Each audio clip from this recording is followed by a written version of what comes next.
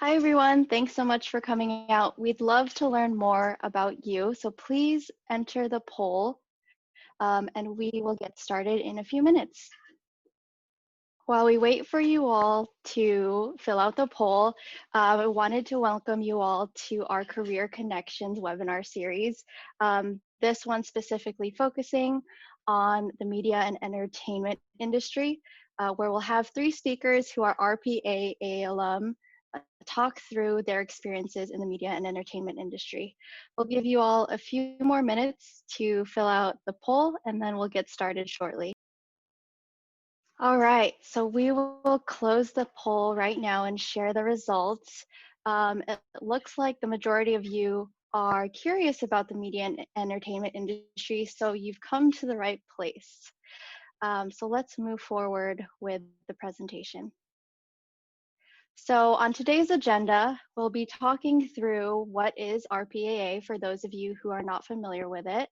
Then we'll have an introduction to our speakers. We'll have live Q&A and then end with how to get in touch. One of the things I'd like to highlight is we do have the option for Q&A, which is the point of this whole webinar. So please enter any questions that you have in the Q&A function. So if you're not familiar with RPAA, it's the Riordan Programs Alumni Association, which was started in 2000 to provide Riordan graduates with an extension of the professional, educational, and leadership development gained during the programs. We'd love to honor the Riordan legacy by supporting its members as they pursue their different educational, professional, and charitable endeavors while making a positive impact on the community.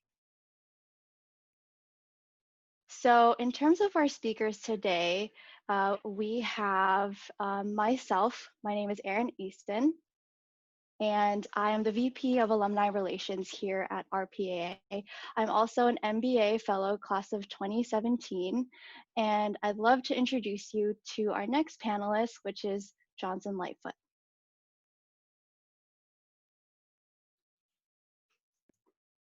How you doing, everybody? Pleasure. So, hey everybody, my name is Johnson Lightfoot. I'm from Los Angeles, California, born and raised. A little bit about myself really quick, my educational background. I went to undergrad at USC, and when I undergrad at USC, really focused on and studied business management and minor in video game design. As Erin mentioned, I'm a former associate product manager from Scopely, from a big publisher in the video game industry. And in terms of Riordan, I was Riordan MBA Fellows class of 17, in addition to serving as co-director for DMAC 2018, one of the events that we run, as well as currently I'm the director of Alumni Affairs. So that's a little about me, and we'll get into more of the specifics afterwards. Angela, let's hear more about you. Hi, everyone. First of all, thanks for having me. This is one of the more exciting things that I've been a part of since this coronavirus lockdown, so I'm excited to be here. So for those that don't know me, I'm Angela. I was Riordan Fellow class of 2017, and I'm currently a co-president of RPAA with my fellow classmate and amazing friend, Toyin. Currently, I work at Searchlight Pictures, which is an award-winning film studio. We specialize in art house films, so not your typical, Marvel, Lucasfilm, but something that's more niche and appeals to more of a specific demographic. So what I do now is I work in international marketing and distribution. I work with our international teams on figuring out what's the best strategy to release our films internationally and how to best maximize our theatrical distribution opportunities and revenue. Prior to that, I worked at Disney as an analyst in global distribution strategy. So I pretty much had been working in distribution ever since I started working. I always knew I wanted to be in media and entertainment. So that's why I wanted to go to UCLA, which is where I graduated from class of 2011.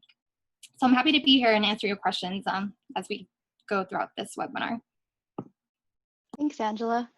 Madison, let's hear more about you, where you're from, educational background, title, and company. Sure. Awesome. Hello, everyone. Great to see you all. So I'm Madison. I graduated from Emory University with a double major in economics and Chinese language and literature, so very different than what I'm doing now. I was in the Riordan class of 2020, cohort 2, so go cohort 2, 2020. I'm very proud of being part of this Riordan family. Currently, I work at NBC Universal. So specifically, I'm on the team at Universal Studios Hollywood. So NBC has a ton of different business units, from film to pictures to entertainment, to even theme parks, which is really interesting. My role now is really leading international markets. So here at the parks, we have a great deal of attendance from our local markets, from our domestic, and from international markets. So I lead up the strategy, and we brainstorm really innovative ways to bring folks from all over the world, which is something really special to me, to the heart of Hollywood.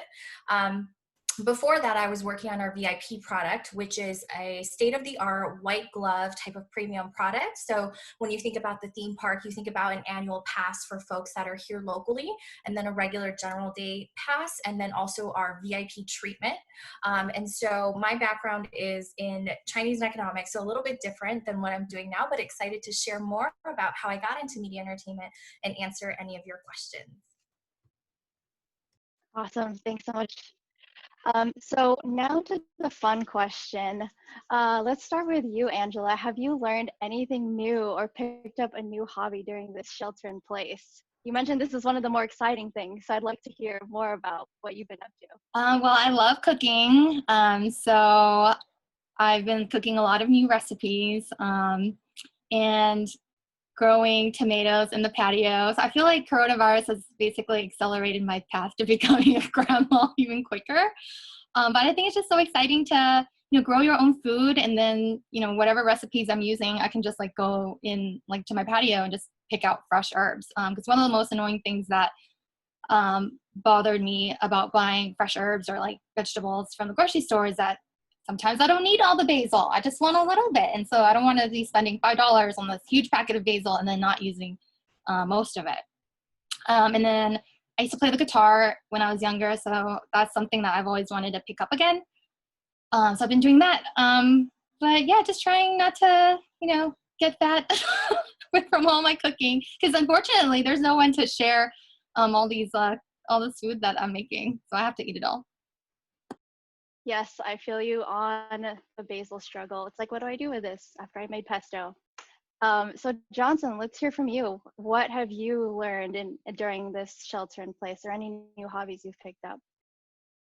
Yeah, thanks, Erin. So, I mean, similar to Angela, I've slowly started to improve my cooking skills. I'm not quite at her level yet, but hopefully I will, get past being able to, make different meat dishes. But, in addition to that, all the gyms are closed, unfortunately. I was a gym rat before, and I really like doing it, but I've started running a lot more, which has been interesting. I've actually realized the outdoors are actually nice. One of the nice parts of being in from LA. So I've been running out a lot more, trying to get in workouts there, and then doing a little bit of online classes. There's this platform called Steezy that was made by a USC alumni, actually, that teaches you how to actually learn how to dance. And so I used to do freestyle dancing when I was in college. It's been a long time since I got into it. So I've been watching some of those videos to, get a little bit of the rest a little bit. And that's kind of been how I've been, staying sane and trying to, I guess, enjoy a little bit more of the free time that I have now.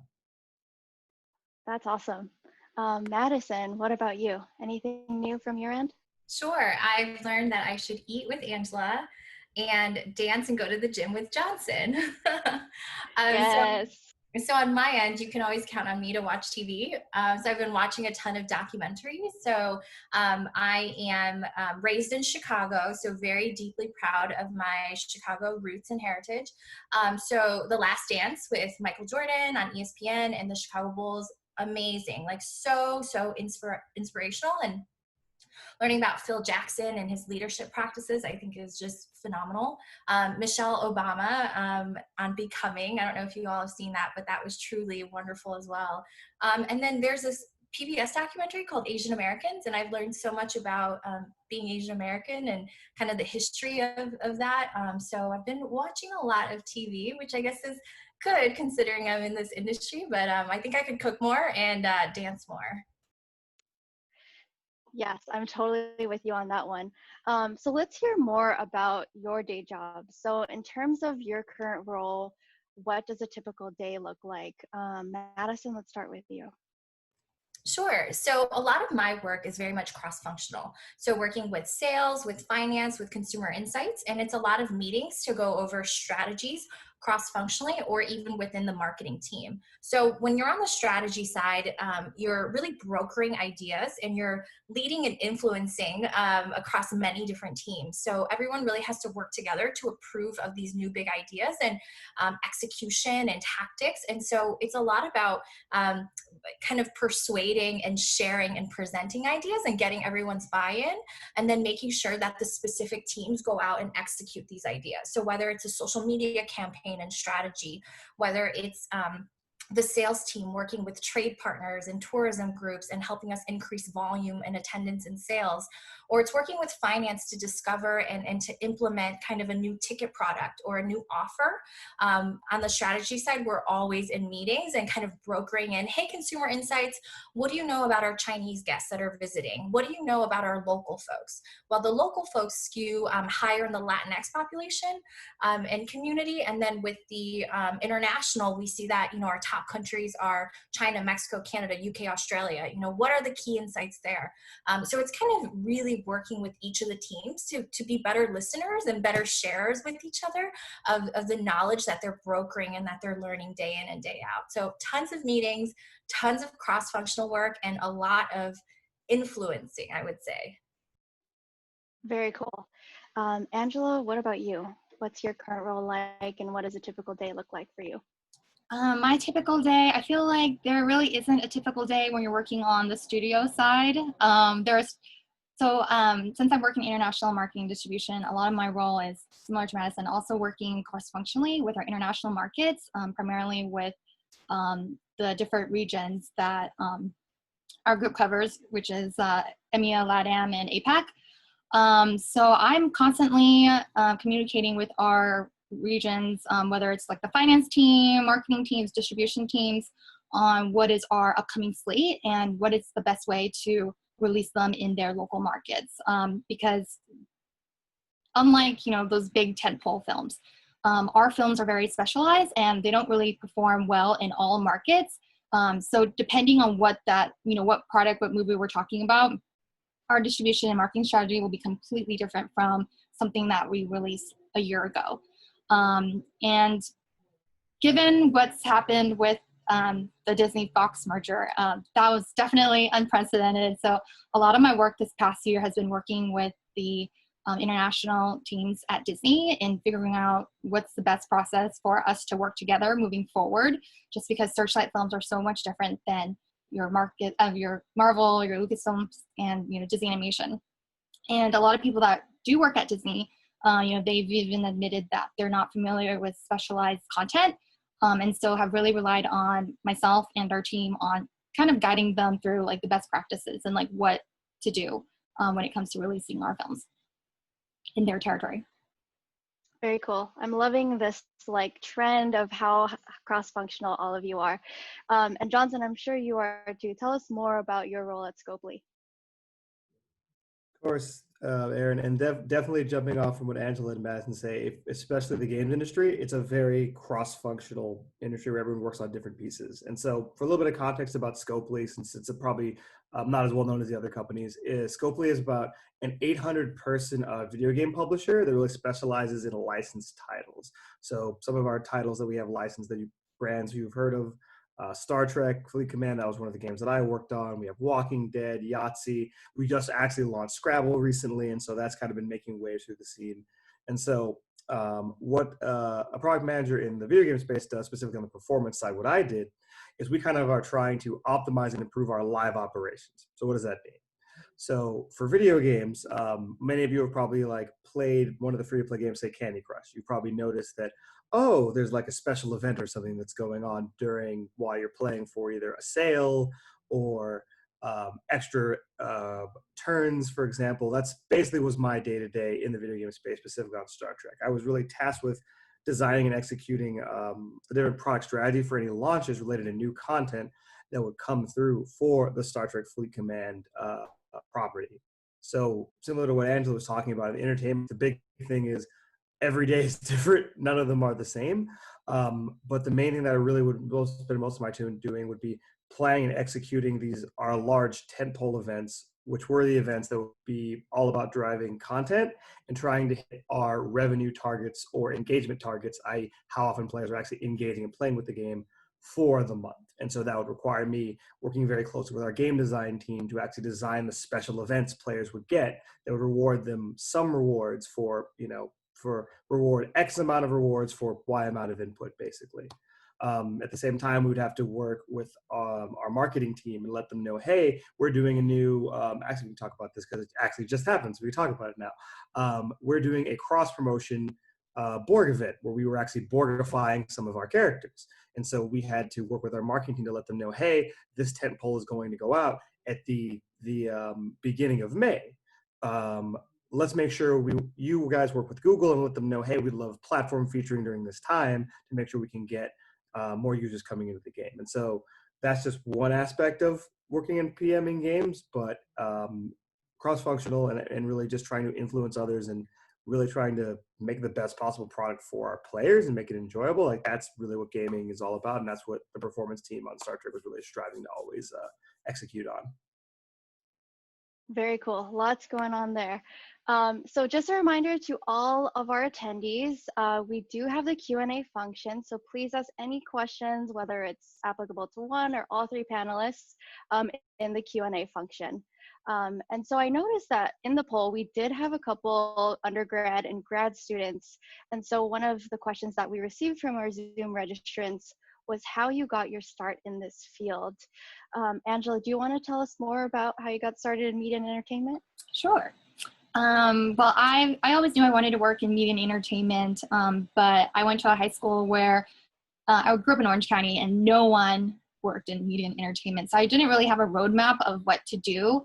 Thankfully, I got into UCLA and I just started taking doing a lot of internships.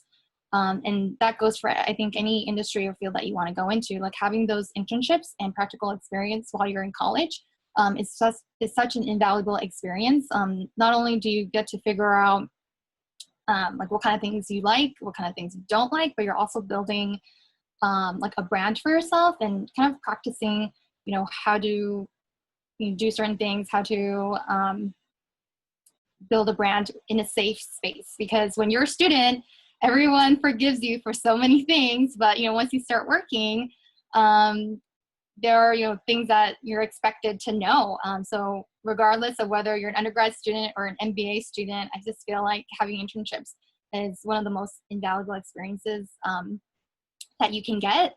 But how do you get an internship if you don't know anyone in the industry or you don't know where to start?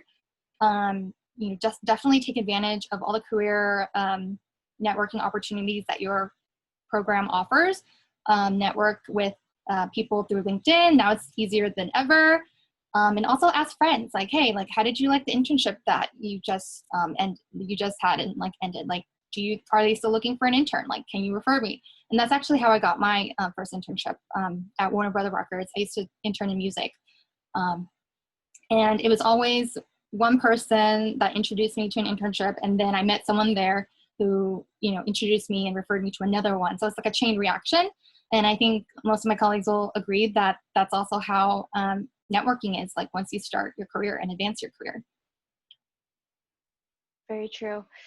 Johnson, let's hear from you. How'd you get your start? Yeah, definitely like Angela was mentioning, it really comes down to relationships, and that ends up being a big role in a career in entertainment. So for me, it was interesting. I actually got my start when I was 12 years old. I always grew up playing games. It was something I was really passionate about, something I knew I wanted to do. And I was playing through Super Mario. I was like, beating a bunch of enemies, jumping over, like, going through different obstacles. And I went, wow, games are fun. This is great. Can I get a job doing this? Yo, I should get a job doing this. And so I'm a big believer in trying to put yourself into the best rooms and the best areas, if you can, where you maximize your chance of success. No one can determine how life is going to be or the direction it's going to go, but if you can be in those places and around those people that are, I guess the word I'm looking for is like in the sphere that you're interested in, that helps a lot. So I mentioned earlier, but I went to USC and a minor in video game design. That's where I really started meeting and networking people who are really heavily involved in the video game industry. And my first internship, similar to Angela, I ended up getting it because of a connection that I met when I was at USC. A friend invited me to a recruiting event that Disney was doing, and I came to the event. If I didn't know this friend, wouldn't have been invited.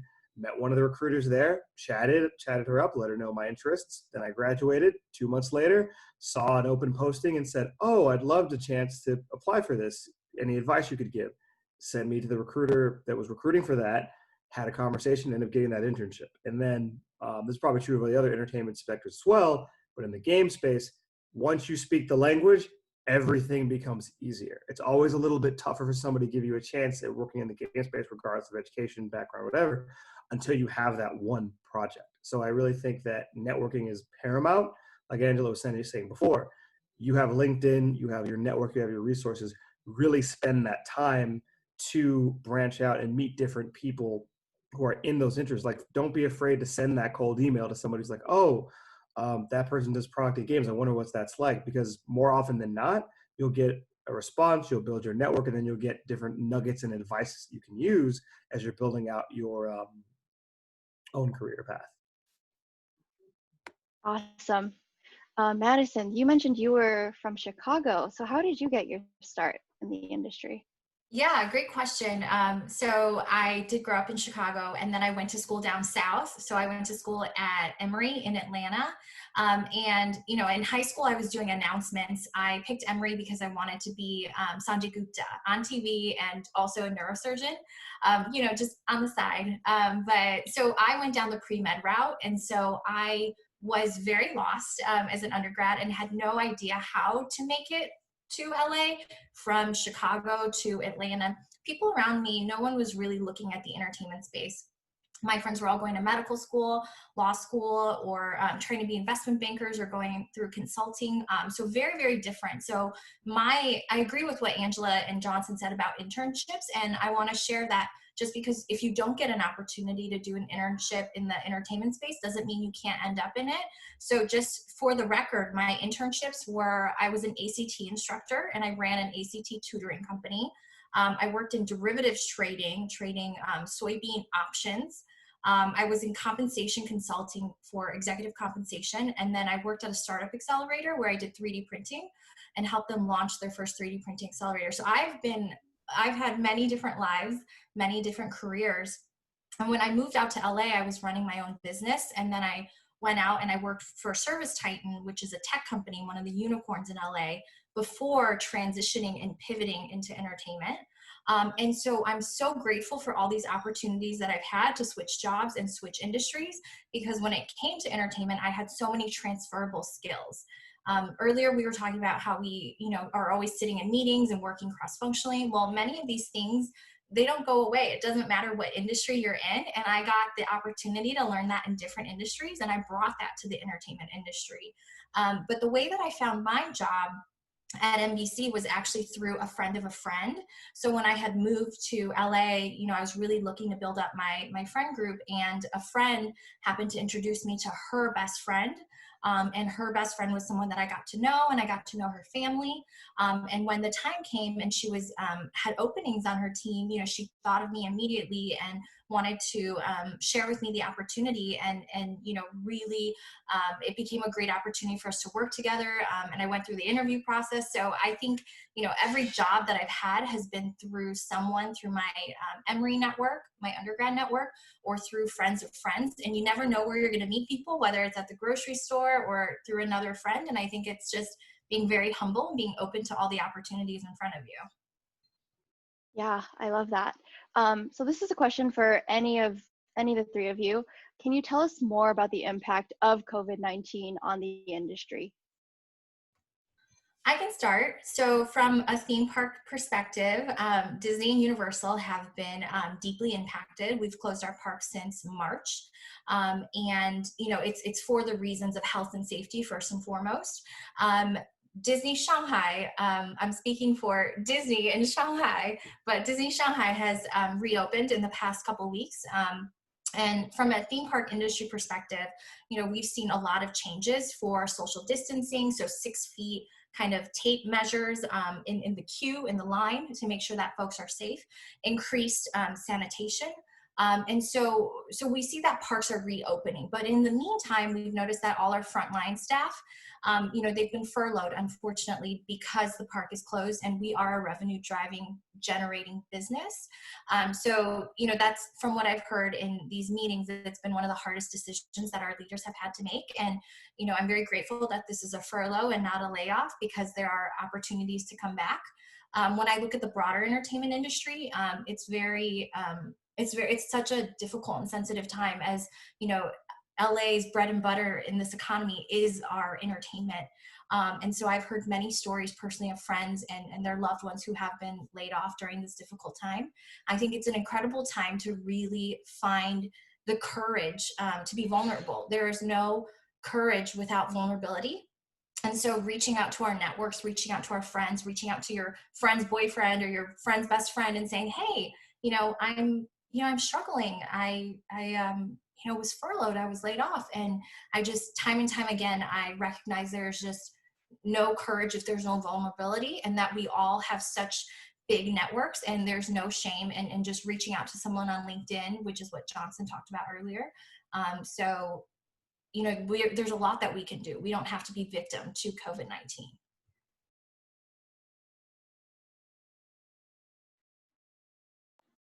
Yeah, going off of what Madison said, obviously theme parks, Disneyland, everything was shut down for a few weeks.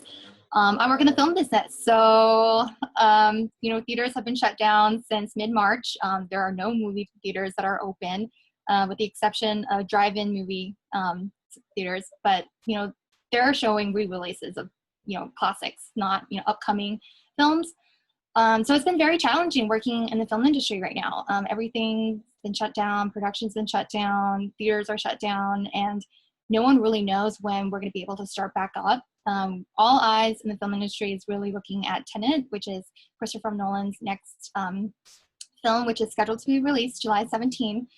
And we have Mulan coming out July 24th, but it's a wait and see approach. Like, we don't really know what the world is going to be like in mid-July. We might be able to open, we might not. We might have to push it back.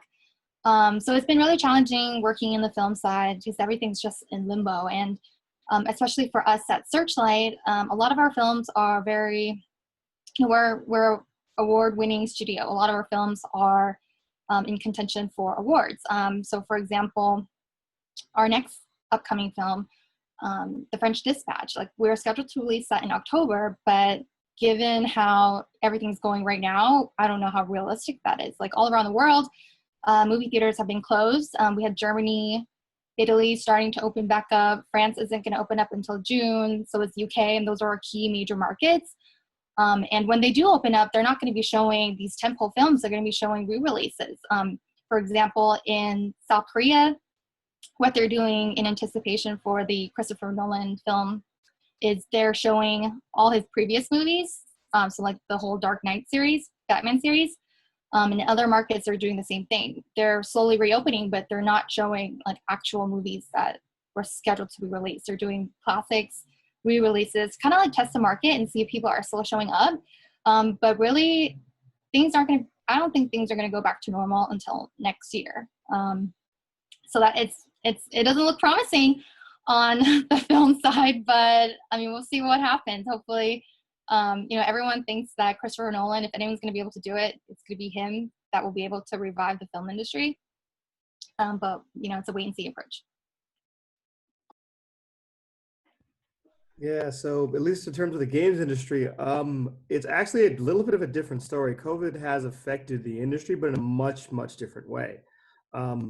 So the biggest thing about games that I think separates, some of the other film industries is just we can do that kind of work and live operate a game, do programming, do design work from our apartments. At Scopely, when we got the order from California to work from home, we got the order on Wednesday, or actually the company did a little bit earlier. So we got the order to go home on Wednesday. We were up and ready to go remotely on Thursday. And I think that was just something that's been interesting about the gaming industry. It's been it's kind of showing that as time has changed, as time has gone on, different entertainment media has just shifted, and gaming is a lot more resistant and important than I think usually most people would think.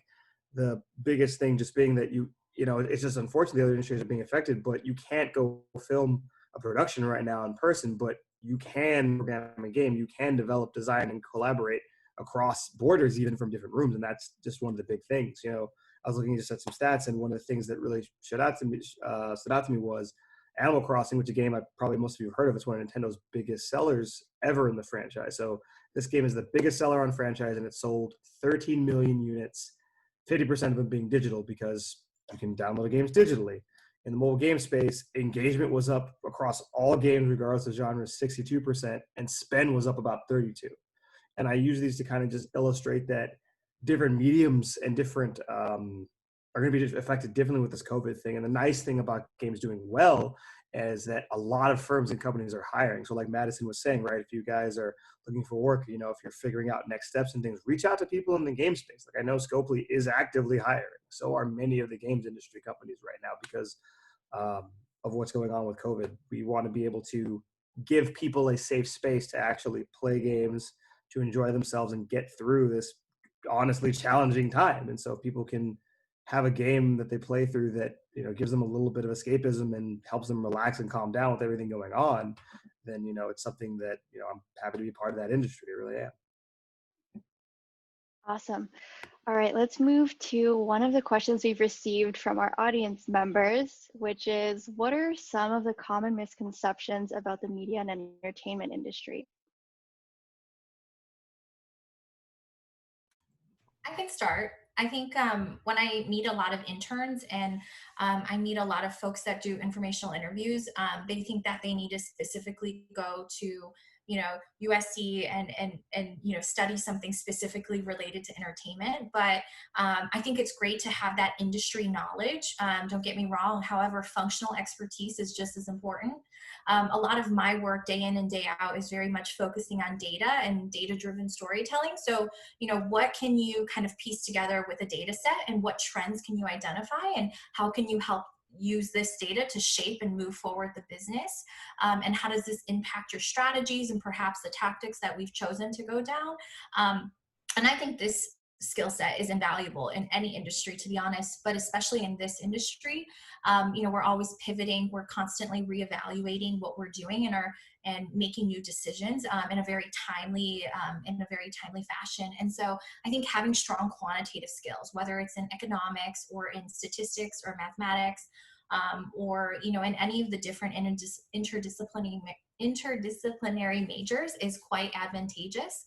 So I think taking the classes in entertainment are excellent, but if your school doesn't offer it, it's fine to keep on honing in those functional skills of data and storytelling, and also, continue to subscribe to Variety and Deadline. If you work in the entertainment industry or you're excited about it, we should be reading Variety, Deadline, and conducting informational interviews or doing projects, right?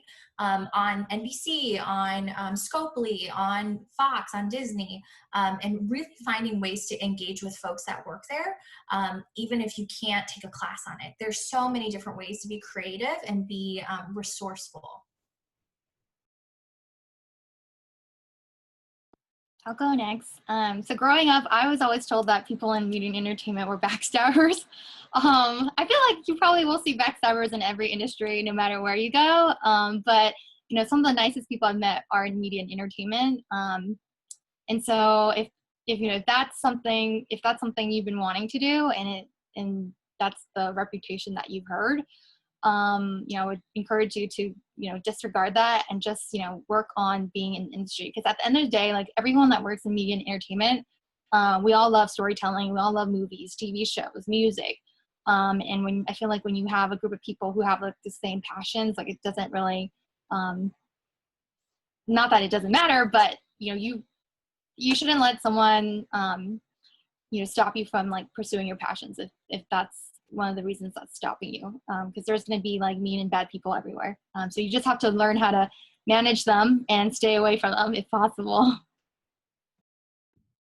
Yeah, no, I mean, going off of what both Angela and Madison say, like we all chose to work in the entertainment industry because, you know, we love it and we're passionate about it. You know, I always heard all these stories about games before I really started to learn, but you know, the biggest misconception I always get is, oh, so you're working in games. Oh, so you're a programmer.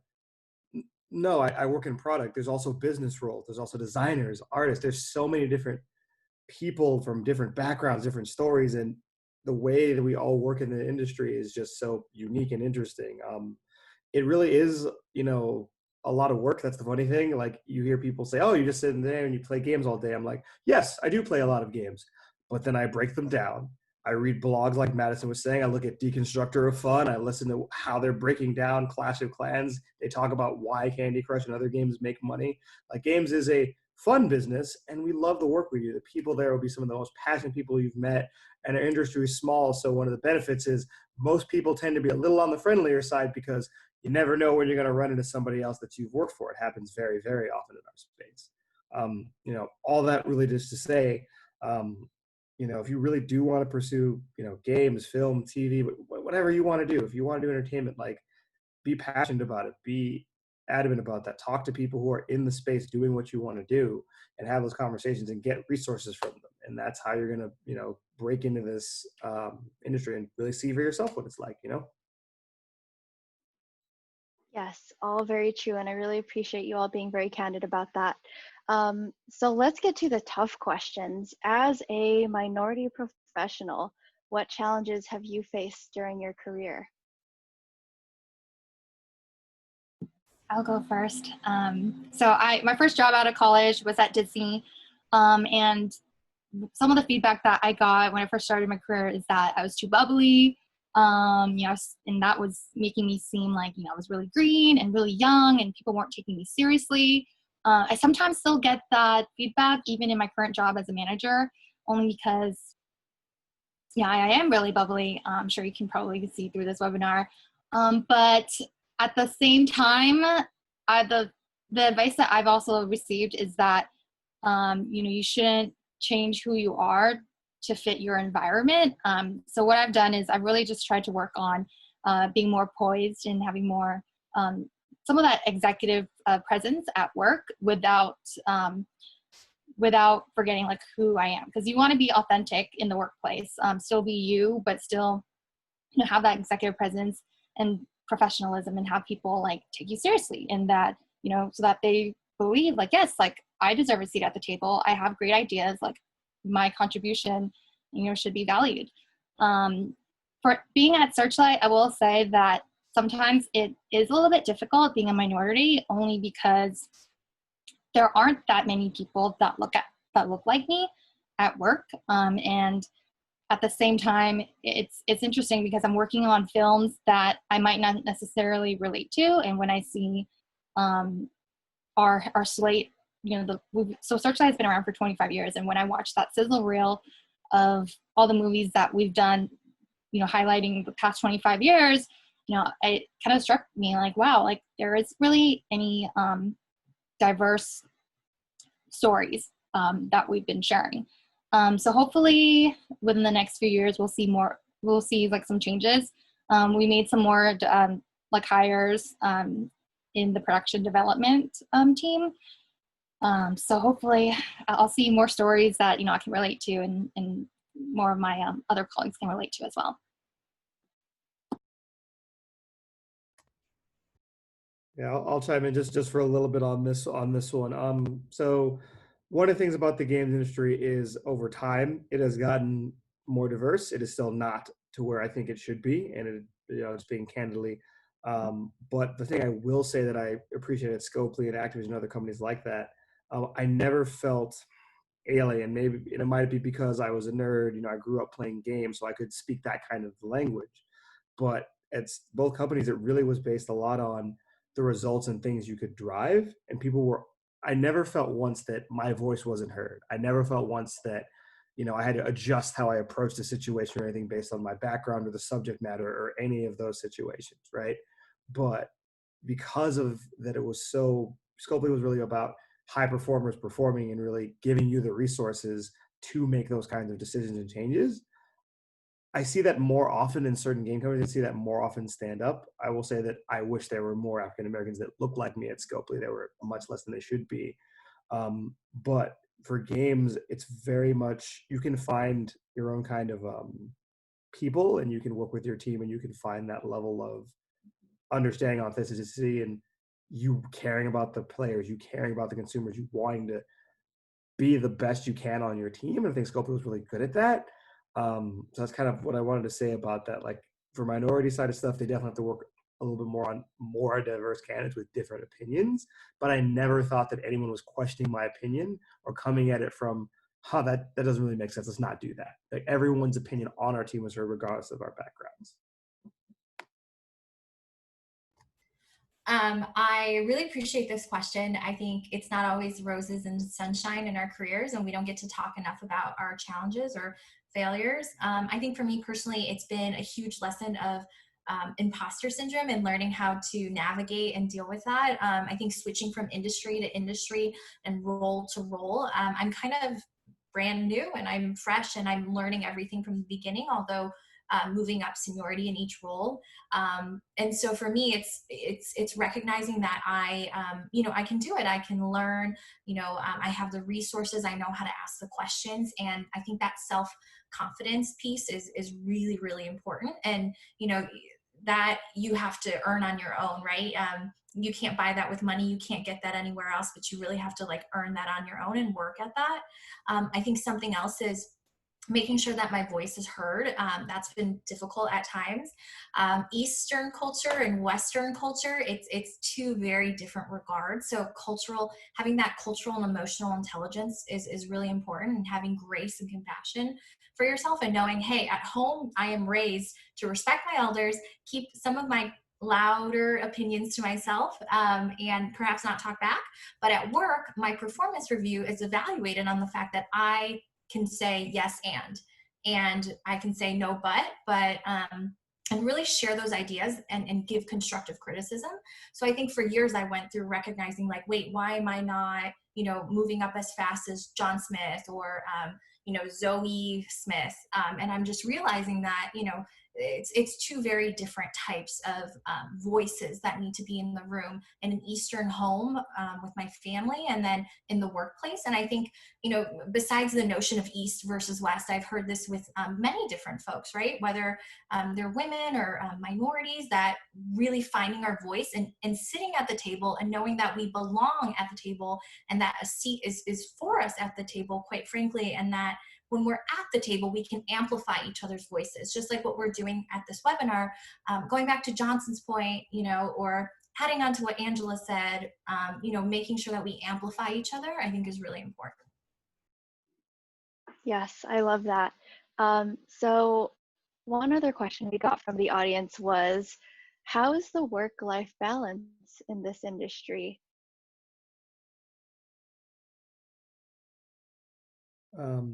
So I'll take this one. So I'm looking at this from the product manager side of things. And so from my background, I've been working in, excuse me, I'm working in mobile product management for about 6 years. And I will say that it's not crazy or as intense as investment banking or in consulting. I can tell you that right now. However, you are always on. So one of the things about running a live product, like when I ran Star Trek Fleet Command, you have different live events you are responsible for. And as a result of that, it kind of puts you in the mindset to always be checking the game, right? Like if it's a Saturday, you get up at 9 a.m., cool, I have an event that starts at 10. All right, game's looking great. Okay, cool. And if everything's working fine and you have everything set up beforehand for an event you want to run, a sales promotion, it's been QA'd, and there are no issues, you're good to go. However, say this incident happened a couple of weeks ago where someone on our team, there was an issue in the game where there was a big bug that affected all the players. And so we sent a compensation package to all the different players in the game. However, my coworker unfortunately forgot to put a limit on this gift, which means everyone in the game basically got free items, and it ended up being about roughly worth $200,000, give or take. So we had, as a team, because we're a team, we all signed on, we got on our web tool, and we went through all those players that he sent to, split them up, and we removed it. And we had to do it right then because that's what working in the mobile game space is. And that's what working on a live operations team is like. You got to be on all the time, paying attention to things. And if stuff goes wrong, you have to be on call and be ready to fix those problems because you have a revenue goal to hit at the end of the month. And if there's any issues with players or bugs or anything like that, it's on you to really believe in extreme ownership and own any of the problems. And if any of your teammates need you, you step up and you help them. And so all this to say, if you want to do product and games, expect to just be checking in a little bit on weekends. That's the main thing. For me, it just really depends on what function you're in. I have colleagues who are in production development. They're always on because you're pretty much at the beck and call of filmmakers and talent. Same goes if you're at the talent agency. But for me, I have longer days than my typical domestic counterparts just because I'm international. So I have early meetings with the team in London, and then I'll have like an evening call with our APAC team. And then other functions, it's just really cyclical. Like if you're in finance, typically like normal business hours, unless, it's quarter close or you're working on the LRP, AOP. So I have friends who are, when they're working on those things at Disney, like I'll get a text from her at like 2 a.m. She's like, oh, I just left work. So it really all depends. It's all over the place depending on what you do. Adding on to Angela's thought, I think it's also dependent upon your boss and their working style, as well as the deadlines and deliverables. So, if you have a boss that really prioritizes family and work-life balance, maybe that'll look really different than a boss that's a younger manager. This is, their first time managing people, and, they're still trying to figure out kind of the kinks and how to be a great people leader. So I think industry function, just values of your manager. And I think that's where it's really important that when you take a job, that they're not only interviewing you, but you're also interviewing them. And, you get a sense of what their leadership capacity is and what their values are. And, if that's something that aligns with your own personal values. Yes, absolutely. So one of our last questions we have here is, can you speak to your leadership roles within RPAA? If everyone doesn't know, each of the folks here are on our RPAA board, and how you've been able to leverage that experience in your career in media and entertainment.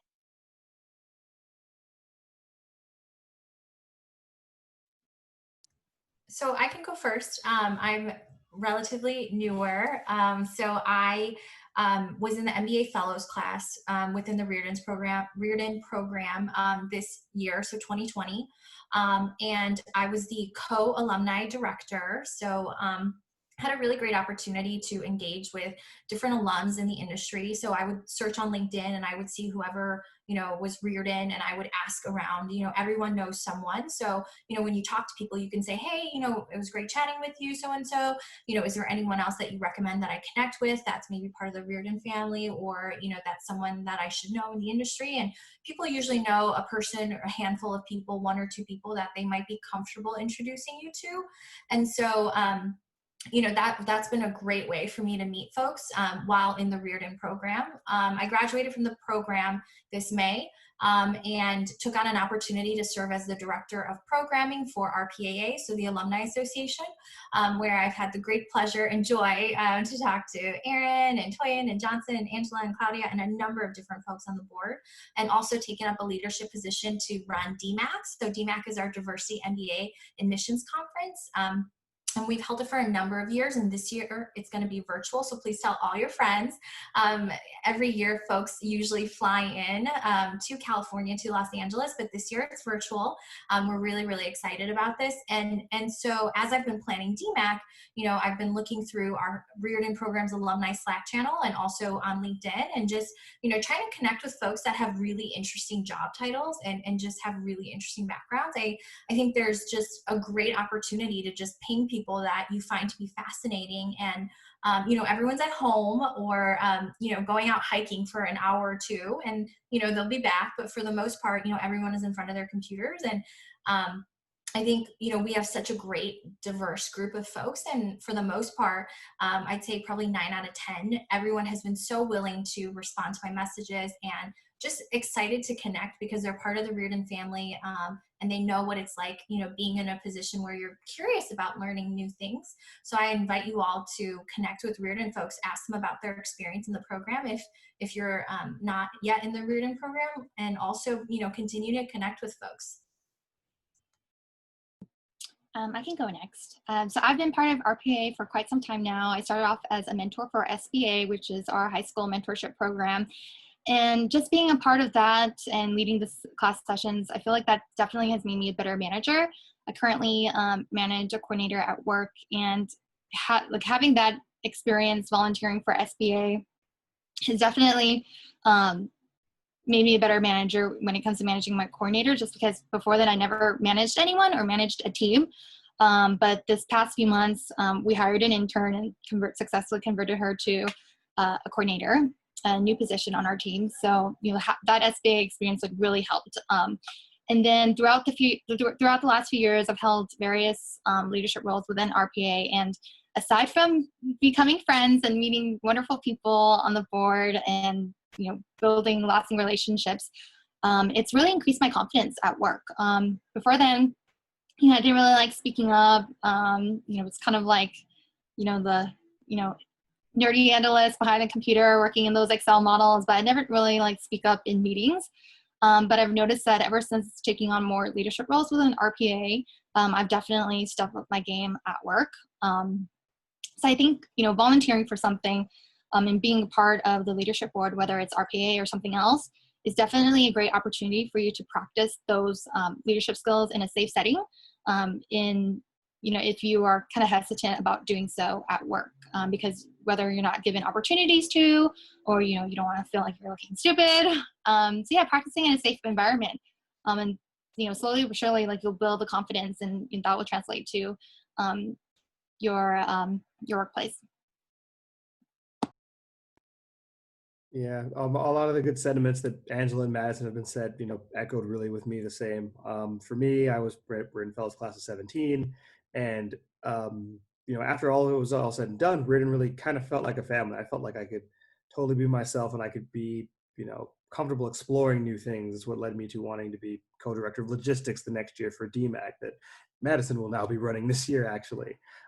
It led me to eventually applying to be director of alumni affairs, where I'm doing a lot of things I haven't done before. I'm figuring out how to throw an event to get alumni to increase each other. I'm figuring out innovative ways to get our different Riordan alumni connected. And I say this all to say that volunteering for Riordan has really changed me a lot, because it's helped me get comfortable being uncomfortable. And I think that is underestimated a lot. You've already heard everyone on this panel say this. Who's going to reach out to us? You guys are here. There's 35 people here. Me, Angela, and Madison are all entertainment media. If you're interested, you can reach out to us. You can reach out to us via LinkedIn and all those other things. Get comfortable being uncomfortable. Be in those kinds of environments. Be in those things that try to push you to do more. And I think Riordan really did. It's the thing that inspired me to really, push and see what else I was capable of. It's one of the reasons that the support network, these people are the ones that I'm going to be pursuing my MBA in a couple months. So I owe these guys quite a bit. They kept me grounded and sane. So, but yeah, long story short, volunteer, guys. It's a great program. Yes, thank you all. So we are at the top of the hour. So I wanted to share with you all next steps for getting in touch. Let me just pull up the deck right now. So as Johnson mentioned, he's a little bit ahead of the game here for next steps. If you're interested in following up with any of our panelists, we'd recommend following up with them via LinkedIn. And you can find RPAA on Slack, LinkedIn, Instagram, Facebook, Twitter to reach out to us. So we hope you all enjoyed this, and we look forward to seeing you all at the next Career Connections webinar. Thanks.